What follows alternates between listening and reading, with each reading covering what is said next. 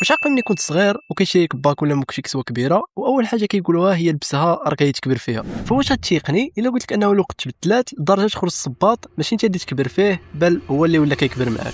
فهادشي بالضبط اللي وقع مع جوج شباب من الهند كانوا كيشوفوا نفس المشكل ديال الدراري انهم كيكبروا في الساع والوالدين كل شويه خصهم يشريو صباط جديد. وشدوا هاد المعضله وبداو كيخدموا عليها ومن بعد غادي يخرجوا لنا بواحد الصباط الفكره ديالو عجيبه ديال بصح.